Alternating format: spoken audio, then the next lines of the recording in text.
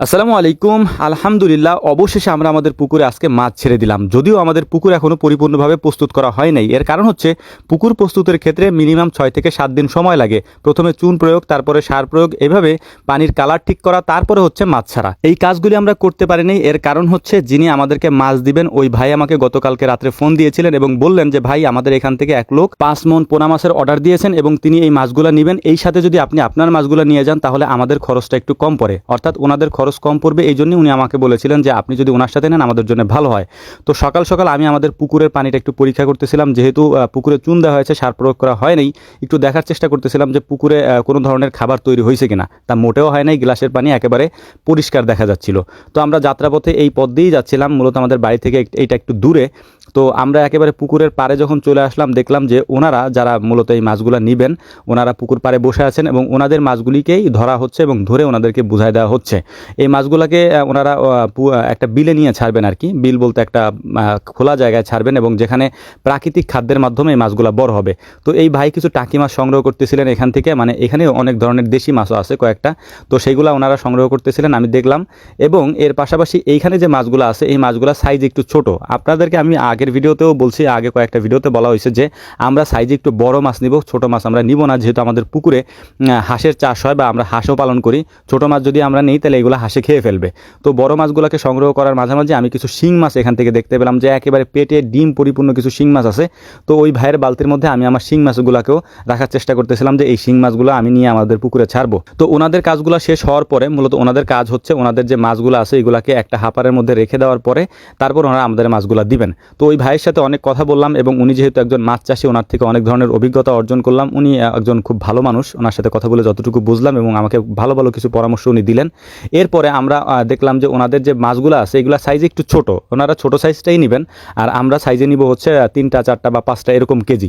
যদিও আমি নিয়ত করে গেছিলাম যে এরকম 4-5টাই কেজি নিব, কিন্তু এটা হবে না মূলত, কারণ এই সাইজের মাছ পাইতে একটু কষ্ট হবে যে কোনো জায়গায়। তো আমি বললাম যে ঠিক আছে, আমাকে একটা অ্যাভারেজ মিলায় তারপর আপনারা দেন। তো শিং মাছগুলো আমি সংগ্রহ করতেছিলাম, আমার মানে একটা ইয়াই ছিল যে আমি শিং মাছগুলোকে সংগ্রহ করে এক জায়গায় নিয়ে আসবো, কারণ প্রত্যেকটা শিং মাছে পরিপূর্ণভাবে ডিম পরিপূর্ণ। তো এগুলা নিয়ে গেলে বা পুকুরে ছাড়লে এগুলা পুকুরে এসে তারপরে এগুলো ডিম ছাড়বে আর কি। তো যাই হোক, এই মাছগুলো ধরার পরে ওনাদের মাছগুলো ধরার পরে আমাদের মাছগুলো যখন ধরতেছিলেন এবং আমাদের মাছগুলোকে ওনারা বাঁচতেছিলেন, বিশেষ করে কারণ আমরা যেহেতু বড় সাইজের মাছ নেব, তো বড় বড় মাছগুলোকে রেখে ছোট ছোট মাছগুলোকে ওনারা ছেড়ে দিচ্ছিলেন। তো আমি বেশ কিছু শিং মাছ এখান থেকে সংগ্রহ করছি, যেগুলো সবগুলাই মোটামুটি ডিম আছে। তো ওই ভাইয়েরা 6টা বেরেলে করে ওনাদের মাছকে উঠাই দেওয়া হচ্ছিল। এর মধ্যে প্রচুর পরিমাণে বৃষ্টি হচ্ছিল, যদিও বৃষ্টির মধ্যে এই মাছের কাজগুলো করতে বেশ কষ্টসাধ্য এবং মাছ ছাড়ার ক্ষেত্রে বৃষ্টির সময় একটু রিস্ক হয়ে যায়, কারণ এই সময় হচ্ছে মানে পানিতে অক্সিজেনের পরিমাণ কম থাকে, যে কারণে হচ্ছে এই সময় মাছ চাষ করতে বা মাছ ছাড়তে গেলে একটু রিস্ক হয়ে যায়। যেহেতু আমরা মাছ ধরে ফেলছি, আমাদের আনা ছাড়া কোনো উপায় নাই আর কি। তো ওই ভাইয়ের ব্যাগেও আমার কিছু শিং মাছ ছিল, ওইগুলো আমি সংগ্রহ করে নিচ্ছিলাম আমাদের যে ড্রাম ছিল ওই ড্রামের মধ্যে। এরপরে আমরা হচ্ছে আমাদের যে হ্যাপারের মধ্যে মাছগুলোকে রাখা হয়েছে এই মাছগুলোকে দেখতেছিলাম আমি নিজেই পানির মধ্যে নেমে। তারপরে কারণ আমি যে কোনো জিনিস নেওয়ার ক্ষেত্রে বা কেনার ক্ষেত্রে বা আমি পালার ক্ষেত্রে অনেক বেশি যাচাই বাছাই করি। আমি একটু খুঁতখুঁতে স্বভাবের মানুষ, এই জন্য আমার নিজের বাসা ছাড়া নিজের পছন্দ ছাড়া ওই জিনিসগুলোকে আমি নিই না। তো পুকুরের পানির মধ্যে প্রচণ্ড বৃষ্টি নামতেছিল, আগে কতক্ষণ ভিজেছি আমরা, তারপরে হচ্ছে বৃষ্টির পানিতেও ভিজছিলাম। তো ওই ভাইয়ের সাথে আমার বেশ কিছু কথা হয়েছে, উনি আমাকে কিছু পাঙাশ মাছও দিবেন এবং আরও কিছু মাছ ওনার থেকে আমি নিব। উনি যদিও আমাদের পরিচিত, আমাদের বাড়ির পাশে ওনার আরও পুকুর আছে এবং আপনারা অনেকেই এনাদেরকে চিনে থাকবেন হয়তো। আমাদের এখান থেকে যে গোবর ওনারা নেন, এই গোবরগুলো নিয়ে ওনাদের পুকুরে দেন অনেক সময়। তো ওনাদেরকে হয়তো আপনারা বিভিন্ন ভিডিওতে দেখছেন, ওনারা মাছের ব্যবসা করেন। তো যাই হোক, প্রচণ্ড বৃষ্টির মধ্যে ওনাদের কাজ করতেও সমস্যা হচ্ছিল, ওনারা আমাদের মাছগুলোকে বুঝাই দিচ্ছিলেন আমাদেরকে। তো মাছগুলো মাপার পরে আমি টোটাল ওনাদের কাছ থেকে 50 কেজির মতো মাছ নিছি। প্রথম 2 ক্যারেটে 22 কেজি, তারপর হচ্ছে 20 কেজি, তারপর হচ্ছে 9 কেজির মতো, টোটাল 50 কেজির মতো মাছ আমি ওনাদের থেকে নিছি। এরপরে মাছগুলোকে আমরা ড্রামের মধ্যে, আমাদের যে ড্রাম ছিল এই ড্রামের মধ্যে ঢেলে নিচ্ছিলাম। মানে এক একটা মাছ, মানে এক একটা ড্রামে মাছ আমরা পরিপূর্ণ করে দেওয়ার পরে তারপরে ড্রামের মুখগুলো আটকায় দেওয়ার পরে ওরা পানির মানে হচ্ছে যে বাড়ি দিতে হয় যাতে অক্সিজেনের পরিমাণটা ঠিক থাকে। এরপরে যখন এটা হয়ে যাওয়ার পরে আমরা আমাদের যে ভটভটি আছে মোটরসাইকেল নিয়ে গেছিলাম, এটা নিয়ে আমরা রওনা দিলাম ওদের পিছন পিছন, ওরা আমাদের আগে আগে আর কি।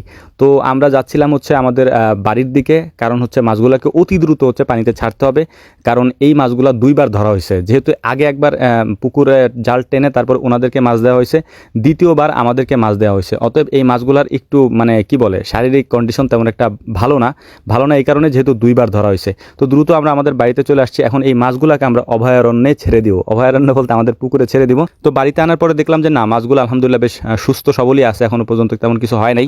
তো আমি যেসব মাছ আনতে চাইছিলাম তার মধ্যে বোনাস হিসাবে আমি যে মাছগুলো পাইছি সেটা হচ্ছে গ্রাস কাপ। এই গ্রাস কাপটা আমার খুব ফেভারিট, মানে পানিতে ছাড়ার জন্য, খাওয়ার জন্য না আর কি। খাওয়ার জন্য তো পাঙ্গাস মাছই সেরা আর কি। তো যাই হোক, মাছগুলাকে নিয়ে আসছি পুকুরে নেমে, তারপর হচ্ছে আমরা মাছগুলোকে ছাড়ার চেষ্টা করতেছিলাম এবং অক্সিজেন দিয়ে ছাড়ার চেষ্টা করতেছিলাম। এবং মাছগুলোকে পানি দিয়ে দিয়ে হঠাৎ করেই বের করে দিলে হয়তো এই অক্সিজেনটা ওরা ঠিকমতো পাবে না, এবং এই পানির সাথে ওদের যে মিক্সিংটা এটা হবে না ঠিকমতো। এই জন্য হচ্ছে আমরা পানিতে বাড়ি দিয়ে দিয়ে ওদেরকে ওদের মতো করে পুকুরে ছেড়ে দেওয়ার চেষ্টা করতেছিলাম। পুকুরের পানিও যদিও হালকা সবুজ হয়েছে, কিন্তু পরিপূর্ণভাবে এই পানি মাছ চাষের উপযুক্ত না। যদিও কিন্তু এখন আমার কিছু করার নাই, যেহেতু মাছ আমি সবসময় এরকম পাবো না, তা আমি মাছ ছেড়ে দিছি। এরপরে হচ্ছে আমি এই বৃষ্টির পরে মূলত একটু যদি সুবিধা হয়, রোদ টোদ উঠে, তখন হচ্ছে এখানে আমি মাছ চাষের জন্য যেসব জিনিসপত্র প্রয়োগ করার দরকার ছিল আমার, সেগুলো আমি প্রয়োগ করার চেষ্টা করবো ইনশাআল্লাহ। তবে আমি আগের মতো হয়তো সেটা করতে পারবো না, কারণ এখন পরিমাণে আমার সব কিছু কমাই দিতে হবে। কারণ আগে তো পুকুরে কিছুই ছিল না, এখন যেহেতু মাছ চাষ করা হয়েছে বা মাছ দেওয়া হয়েছে, তো এখন আমাদের জিনিসগুলো একটু পরিপূর্ণভাবে দেওয়া যাবে না, কমায় দিতে হবে আর কি। তো আপনারা আমাদের জন্য একটু দোয়া করবেন এবং আমরা যেন এই জিনিসগুলো পরিপূর্ণভাবে শেষ করতে পারি। কারণ মাছ ছাড়াটা একটা মানে ঝামেলার কাজে আমার কাছে মনে হয়, কারণ এই মাছগুলোকে আনা, তারপরে বেছে বেছে আনা, আর আমি যেহেতু একটু বেছে বেছে আনি সব কিছু, আমার জন্য একটু সময়ের প্রয়োজন হয় আর কি। তো নানান ধরনের মাছ আমি এখানে নিয়ে আসছিলাম, আর বিশেষ করে শিং মাছগুলো আমি হচ্ছে আনার পরে সবগুলোকে ছেড়ে দিছি পুকুরে। আর এই শিং মাছগুলো মূলত হচ্ছে আগামী কয়েকদিনের মধ্যেই এগুলো ডিম ছাড়বে, এবং ডিম ছাড়ার সাথে সাথে এগুলো পুকুর ভরে যাওয়ার কথা এদের ডিমে আর কি। তো এই ছিল আমাদের ভিডিও। আমাদের জন্য দোয়া করবেন, আল্লাহ তাআলা যেন আমাদের ব্যবসায় বারাকা দান করেন, বরকত দান করেন। আমরাও আপনাদের জন্য দোয়া করি, আল্লাহ তাআলা যেন আপনাদেরকে ভালো রাখেন, সুস্থ রাখেন। আসসালামু আলাইকুম ওয়া রাহমাতুল্লাহি তাআলা ওয়া বারাকাতুহু।